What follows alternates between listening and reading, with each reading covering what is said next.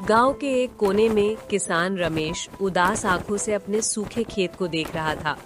खेत के पास लगे एक बोर्ड पर साहूकार का कुर्की का नोटिस हवा में फड़फड़ा रहा था। साहूकार ने इस बार बहुत कम समय दिया है। अगर कल तक पैसा नहीं दिया तो ये जमीन हमारे हाथ से चली जाएगी। मैं परी को कहाँ पढ़ाऊंगा? तभी गांव की धूल भरी सड़क पर एक बड़ी गाड़ी रुकी।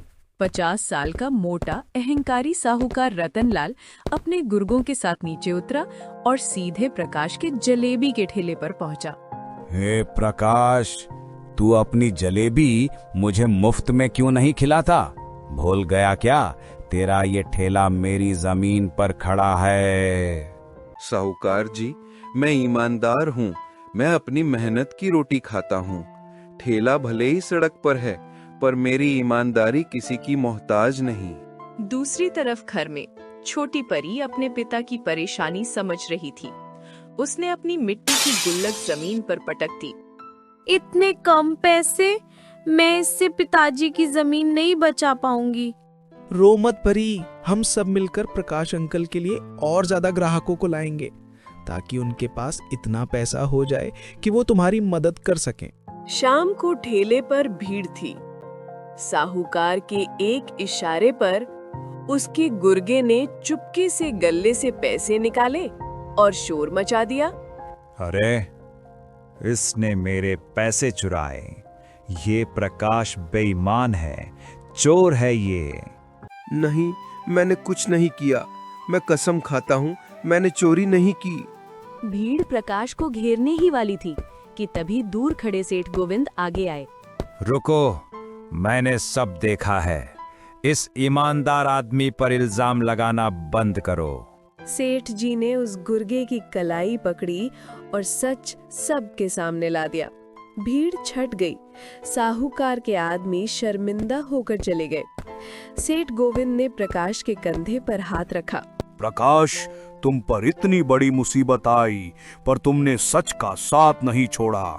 तुम्हारी यही सच्चाई मेरे नए काम की नींव बनेगी। सेठ गोविंद को रमेश की परेशानी का पता चला। वे सीधे उसके खेत पर पहुंचे। रमेश, घबराओ मत। साहूकार का कर्ज कितना है?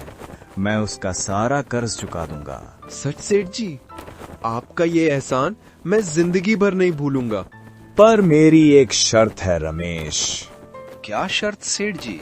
तुम उस साहूकार के चंगुल से निकलने के बाद गांव के हर गरीब किसान को कर्ज से निकलने में मदद करोगे।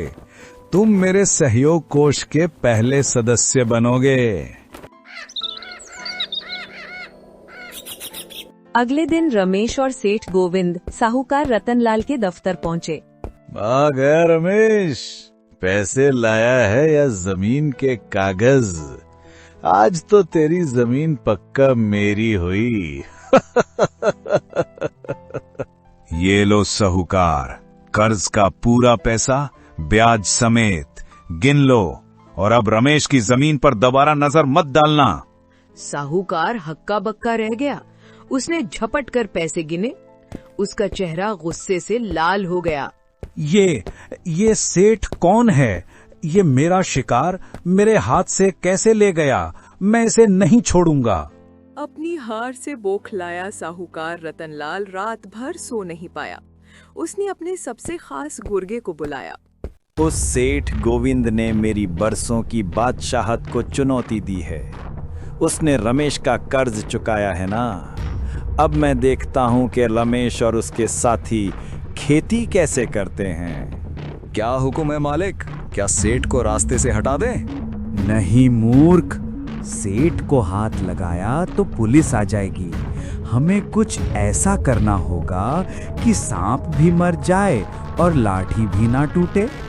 सुन, गांव की नहर का पानी जहां से आता है वहां जाकर। साहूकार ने एक बहुत ही घिनौनी योजना बनाई।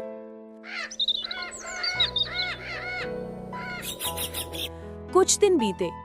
सहयोग कोष से कई किसानों ने कर्ज चुका दिए थे। गांव में खुशहाली लौटने लगी थी।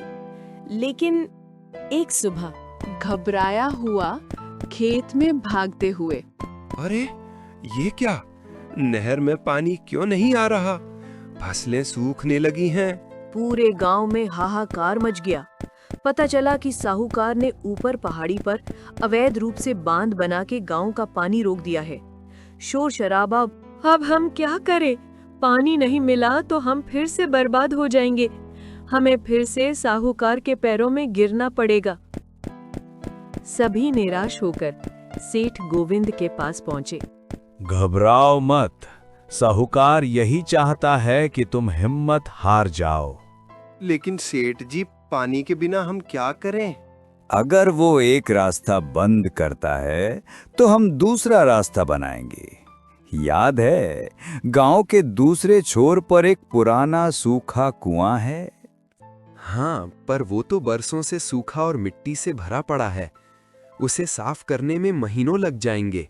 अगर तुम अकेले करोगे तो महीनों लगेंगे, लेकिन अगर पूरा गांव मिलकर श्रमदान करे तो कुछ ही दिनों में पानी निकल आएगा। यही तो है सहयोग की असली ताकत।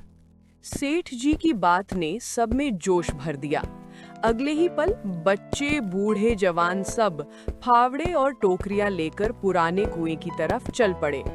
जोर लगा के, हे शाह, हम अपना पानी खुद निकालेंगे। दिन रात एक करके गांव वालों ने असंभव को संभव कर दिखाया। तीसरे दिन शाम को पानी, बाबा देखो पानी निकल आया। कुएं से मीठा पानी फूट पड़ा। गांव वालों की आंखों में खुशी के आंसू थे। ये खबर साहूकार तक पहुंची। वो गुस्से से पागल हो गया और अपने लठैतों यानी गुंडों के साथ कुएं पर आ धमका। बंद करो ये सब, ये जमीन मेरी है, इस कुएं का पानी भी मेरा है, तोड़ दो इस कुएं को। लेकिन इस बार गांव वाले डरे नहीं। रमेश और प्रकाश सबसे आगे खड़े हो गए। उनके पीछे पूरा गांव एक दीवार बनकर खड़ा हो गया। खबरदार साहूकार, अब हम तुम्हारे गुलाम नहीं हैं। ये हमारी मेहनत का पानी है। एक कदम भी आगे बढ़ाया तो अच्छा नहीं होगा। साहूकार के गुंडे इतनी बड़ी भीड़ देखकर सहम गए। तभी वहां पुलिस की जीप का सायरन गूंजा। रुक जाओ रतनलाल, हमें खबर मिली है कि तुमने गैर कानूनी तरीके से नहर का पानी रोका है और अब यहाँ दंगा भड़का रहे हो। सेठ गोविंद ने पहले ही प्रशासन को साहूकार की करतूतों की खबर दे दी थी। पुलिस साहूकार रतनलाल को गिरफ्तार करके ले गई। उसके अहंकार का अंत हो चुका था। मुझे छोड़ दो इंस्पेक्टर, मैं बर्बाद हो गया। गांव में जश्न मनाया गया। कुछ महीनों बाद रमेश के खेत फिर से हरे भरे हो गए। प्रकाश का ठेला अब एक छोटी दुकान बन चुका था। ये जीत मेरी नहीं, आप सबकी एकता की जीत है। जब तक आप एक दूसरे का सहयोग करेंगे, कोई साहूकार आपको हरा नहीं पाएगा।